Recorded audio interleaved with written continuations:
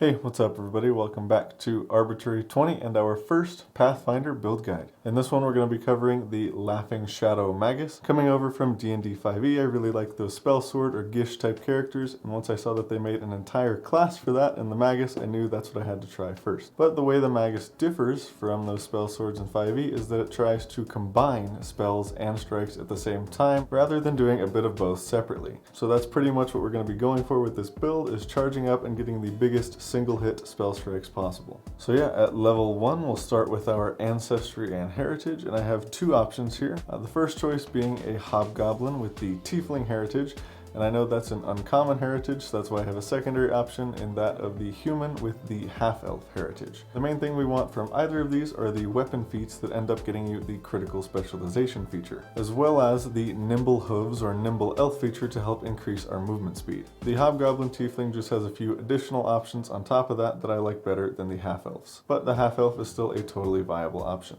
And with that, for our ancestry feat at first level, we'll be going with hobgoblin weapon familiarity, or if you went with half-elf, elven weapon familiarity. And we'll be going with the default ability boost for hobgoblin, so +2 to strength, constitution, and intelligence, and a -2 to wisdom. And for our background, I think any background that can boost both strength and intelligence is good. I'll go over the skills I would recommend focusing on in a minute, but some of the feats I would consider picking up here with my background are alchemical crafting, assurance medicine, or quick identification. And with that, the skills I would recommend focusing on for this build are athletics, arcana, crafting, medicine, and deception.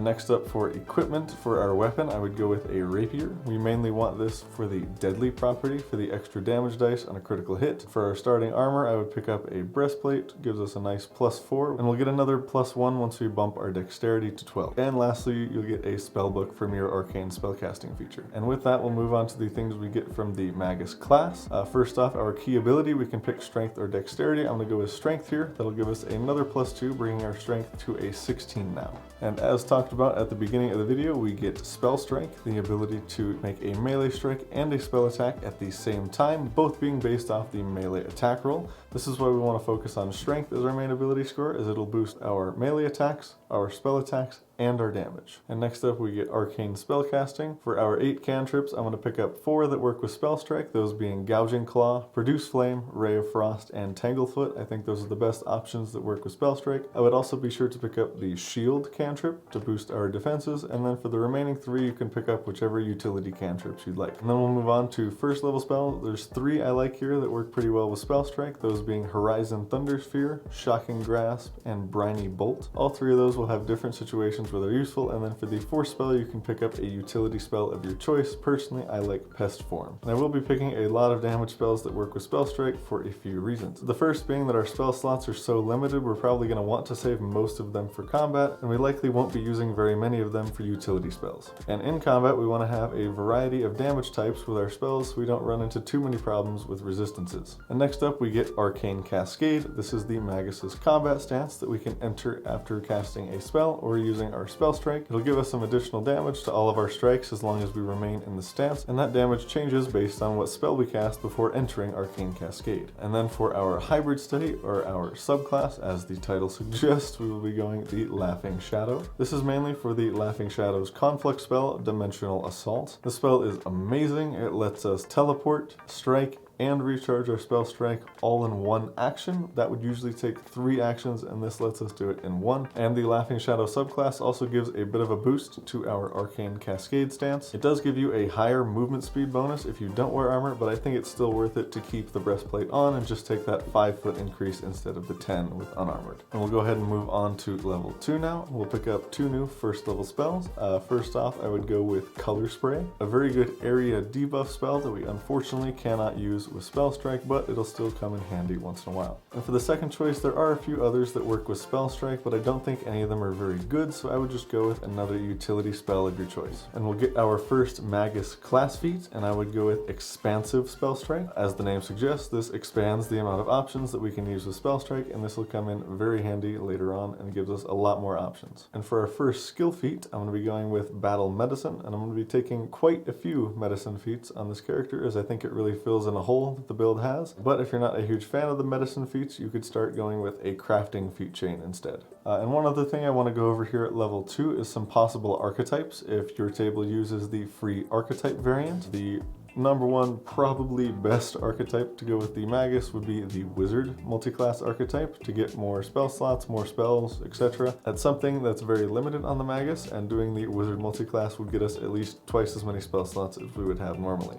And the Witch multi-class would function in a similar way as well. Some other cool options to consider would be the Medic archetype, since we're going so heavily into the medicine skill feats. The Cavalier archetype could also be cool if you want to focus on mounted combat. The Acrobat archetype is another interesting one. The thing I really like there is the dodge away feat. And then finally, the Fighter archetype could be good as well to boost our martial capabilities. And on to level 3, we'll pick up second level spells here. The first one I would go with is Vomit Swarm. Quite an interesting name, but does work with our expansive spell strike and is a pretty good area of effect, damage, and debuff spell. And for the second one, I would go with Dispel Magic or any other utility spell of your choice. And we'll also pick up a general feat here at level 3. I would go with the Fleet option to increase our movement speed by 5 feet. Increasing our speed is always good on a melee character, but it means even more for us because it increases the distance we can teleport with Dimensional Assault. And also here at level 3, we'll pick up a skill increase, and we'll also get a skill increase at every odd level from here on out. And for this skill increase and every other skill increase from here on out, I would just refer back to level 1. For these skills, I would recommend probably focusing on medicine first. And moving on to level 4, we'll get 2 more second level spells here. And the first one I would go with Enlarge. A pretty good buff spell for us, increasing us to large size and increasing our damage. And it lasts 5 minutes, so you could potentially get this set up before combat even starts. And the second spell I would go with is Warrior's Regret. It's a curse spell that you're able to use with your spell strike, and it makes the creature take damage for each other creature it intentionally damaged that turn to a maximum of 4. This is going to be really good against those big single target enemies that have AoE abilities that can hit your entire party, like say a Dragon's Breath weapon. And then we'll get another Magus feat here at level 4, and I would go with Distracting Spell Strike. This feat is specific to the Laughing Shadow, and it allows us to feint right before we make a spell strike, still as a part of the same 2 actions. This is the main reason I put Deception on the list of skills we should be going for. This will make our target flat-footed immediately before we strike them, increasing our hit chance and our crit chance, and since they're flat-footed, it also increases the damage bonus we get from Laughing Shadow. And then lastly here at level 4, we'll get another skill feat, and I would pick up Assurance Medicine. And moving on to level 5, we'll get 3rd level spells for the first time here. The first one I would go with is Vampiric Touch. We're able to use this with Expansive Spell Strike, and this will deal a pretty good amount of negative damage and then give us temporary hit points equal to half of that damage dealt. Getting this spell is a pretty decent bump to our survivability. And then the second spell I would go with is Blazing Dive. Coming over from 5e, this is honestly one of the coolest spells I've seen. You fly 15 feet up and then shoot up to 60 feet and sort of strike the ground and do a sort of small fireball-like effect around where you land. This will be a great start to any combat as it'll get us into melee, do damage to our target and potentially even more creatures around the target, and then we can enter our Arcane Cascade immediately after. Next up here at level 5, we get our first set of ability boosts. The scores I would boost are Strength, bringing us to an 18, Dexterity, bringing us to a 12, Constitution, bringing us to a 14, and finally Intelligence, bringing us to a 16 total. And then we get another Ancestry feat here at level 5, and I would pick up Hobgoblin Weapon Discipline. This is to unlock the critical specialization for the Sword group. And lastly here at level 5, we get Lightning Reflexes and Weapon Expertise, increasing our reflex saves and weapon proficiency to Expert. And going on to level 6, we'll pick up 2 more 3rd level spells. The first one I would go with is Crashing Wave. Between this, Fireball, and Lightning Bolt, I think this is the best option because it works the best with our Expansive Spell Strike. And the second spell I would pick up here is Organ Sight. This is an interesting spell because we could potentially cast it on an ally and it would give us a +2 bonus to a medicine check to help them, or we could use it on an enemy and recall knowledge using medicine against them and get extra precision damage against that enemy. And we're actually able to repeat that recall knowledge check to get that precision damage again as well. And then we'll pick up another Magus feat here at level 6, and I would go with Attack of Opportunity. Pretty basic, but also always good. And we get another skill feat here as well, and I would go with Ward Medic. When we first get this feat, we'll be able to heal 2 creatures at a time instead of just 1, and that'll eventually upgrade to 4 creatures at a time, and then 8 creatures at a time. And going on to level 7, we'll pick up 4th level spells for the first time here, and the first one I would pick up is Chromatic Ray. The spell does an incredible amount of single target damage, especially if you roll the electricity option. And the second one I would go for is Enervation. This deals persistent negative of damage in a 30-foot line and works with our expansive spell strike.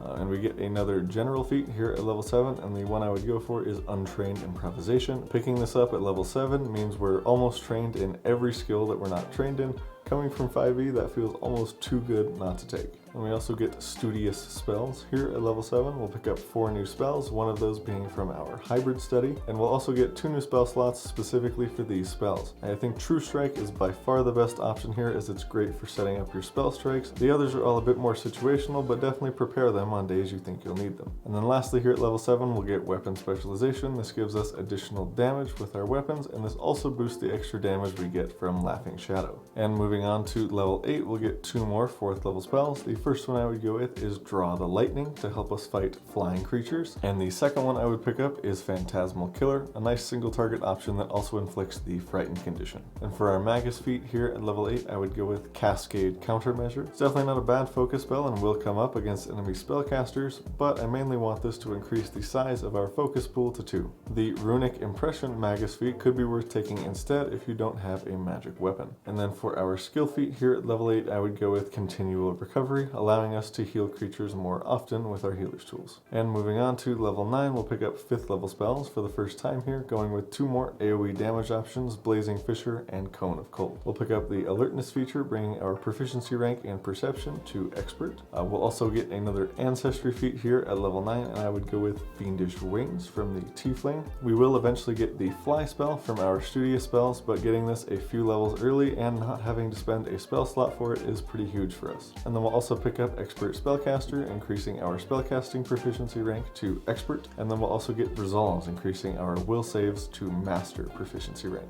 And moving on to level 10, we'll pick up 2 more 6th level spells, the first one being Mirror Malefactors. This one is a bit similar to Phantasmal Killer, dealing mental damage and inflicting the Frightened condition as well. And then for the second choice here, I would just pick up whatever utility spell you'd like. Personally, I like Rewinding Step. And we get another set of ability boosts here at level 10. I would boost Strength, bringing us to a 19, Constitution, bringing us to a 16, Intelligence, bringing us to an 18, and Charisma, bringing us to a 12. And then for our Magus feat here at level 10, I would go with Dimensional Disappearance. This lets us be invisible immediately after we teleport with Dimensional Assault, and then we can choose to make the strike or not to make the strike. We would get the benefit from invisibility for that strike, but then it would immediately end. This makes our already really good Conflux spell even better, and it gives it some utility outside of combat. And for our skill feat, we'll be going with Advanced First Aid. This will give us the ability to remove the Frightened and Sickened conditions with our healer's tools. And moving on to level 11, we'll pick up 6th level spells for the first time here, and the one I feel like you definitely have to go for is Chain Lightning. Works with our expansive spell strike and potentially can chain to every target on the battlefield. Another cool option here is Vampiric Exsanguination. It is essentially an AoE Vampiric Touch and also still works with our expansive spell strike. And then also at level 11 here, we'll get another general feat, and I would pick up the Ancestral Paragon feat, letting us select another level 1 Ancestry feat, and I would go with Nimble Hooves to increase our speed by another 5 feet. And then we'll also get Medium Armor Expertise, increasing our armor proficiency to Expert. And lastly here at level 11, the Haste and Shift Blame spells are added to our list of Studious spells. And on to level 12, we'll pick up 2 more 6th level spells here. The first one I would pick up is Cast into Time as another option to both damage and debuff. And then for the second pick, I would just go with another utility spell of your choice. And for our Magus feat, I would go with Conflux Focus. This allows us to refocus for 2 focus points instead of just 1. This will essentially amount to us having twice as many focus points per fight, and thus being a lot more efficient with recharging our spell strikes. For our skill feat, I would go with Magical Crafting, and as I talked about earlier, you could potentially take this before all of the medicine feats. And moving on to level 13, we'll get 7th level spells for the first time here, and we have 2 more options that work with our expansive spell strike, those being Frigid Flurry and Prismatic Spray. And we'll also get another Ancestry feat here at level 13, and I would go with Recognize Ambush from Hobgoblin. I may be overvaluing this feat a little bit, but in my personal experience, it has been very nice to be able to draw your weapon as a free action when you roll initiative. This saves you an action at the beginning of combat, which can be massive in certain fights. If I played this build up to this level, I would actually take Recognize Ambush at level 5 and Nimble Hooves at level 1, and then get the Critical Specialization later on at levels 11 and 13. So you could go that way as well if you'd like, but it is probably better overall to pick up that critical specialization earlier. And then we'll also get weapon mastery, increasing our weapon proficiency to master. And lastly, here at level 13, fly and dimension door will be added to our list of studious spells. And moving on to level 14, we'll get 2 more 7th level spells, and the first one I would go with is Eclipse Burst. This is a massive AoE spell that I probably wouldn't use with expansive spell strike, as it will hit you and possibly your allies as well. And for the second pick there, I would just go with another utility spell of your choice. And for our Magus feat at level 14, I would go with either Hasted Assault or Runic Impression. Once again, this is mainly for the focus point, so just pick whichever focus spell you think you would get more use out of. One thing to keep in mind if you do go with Hasted Assault, if you're making that extra strike after your spell strike counts for 2 attacks for your multiple attack penalty, so that strike from Hasted Assault will be a -10. And then for our skill feat, I would go with Inventor to be able to craft magic item formulas. And moving on to level 15, we'll pick up 8th level spells for the first time here. The first one I would go with is Polar Ray, a nice spell that goes with our spell strike. And then the second spell I would go with is Maze. Being able to guaranteed remove a creature from a fight, even if it's only temporarily, is huge. And then we get another set of ability boosts here at level 15. The abilities I would boost are Strength, getting us to a 20, Constitution, getting us to an 18, Intelligence, getting us to a 19, and Charisma, getting us to a 14. And for our general feat, I would just go with Incredible Initiative to give us a +2 to our initiative. And we'll also pick up Greater Weapon Specialization. We get even more additional damage with our weapons, and once again, this also increases the damage we get from Laughing Shadow. And lastly, here at level 15, we'll pick up Juggernaut, bringing our Fortitude saves to Master. And moving on to level 16, we'll pick up 2 more 8th level spells. The first one I would go with is Horrid Wilting. The nice thing about this one is it can target any number of creatures. And then the second one I would go with is Prismatic Wall as a nice control option. And then for our Magus feat at level 16, I would go with either Overwhelming Spell Strike or Dispelling Spell Strike. So that's either overcoming resistances or being able to dispel along with your spell strikes. I would go with whichever one you think you could get more use out of. And for our skill feat here at level 16, I would go with Legendary Medic. This adds several more conditions we can end or lower with our healer's tools. And moving on to level 17, we'll pick up 9th level spells here. The 2 9th level spells I would recommend are Weird and Meteor Swarm. Weird is a great option with our expansive spell strike, and then Meteor Swarm is a really nice big AoE option. And those are the only 2 9th level spells I'm going to recommend. By level 20, you could potentially have 8 9th level spells, and a lot of them are pretty decent in different situations. I think those 2 are the best in combat, but the other 6 I'll leave up to you. And for our Ancestry feat here at level 17, we'll get Relentless Wings. Now we get Permanent Flight instead of just 10 minutes per day. This is really nice because we won't have to prepare the fly spell anymore, or we could prepare the fly spell for another melee ally. And then lastly, we get Master Spellcaster and Medium Armor Mastery, increasing our spellcasting and our medium armor proficiency to Master. And now moving on to level 18, we'll get another Magus feat here, and I would go with Conflux Wellspring, the natural progression of Conflux Focus, bringing us up to 3 focus points per refocus, once again making us even more efficient at recharging our spell strikes. In some fights, we may not even have to use the standard recharge spell strike action, and we can recharge our spell strike with exclusively Conflux spells. And then for our skill feat, I would go with Craft Anything, allowing us to ignore a lot of the restrictions for magic item crafting.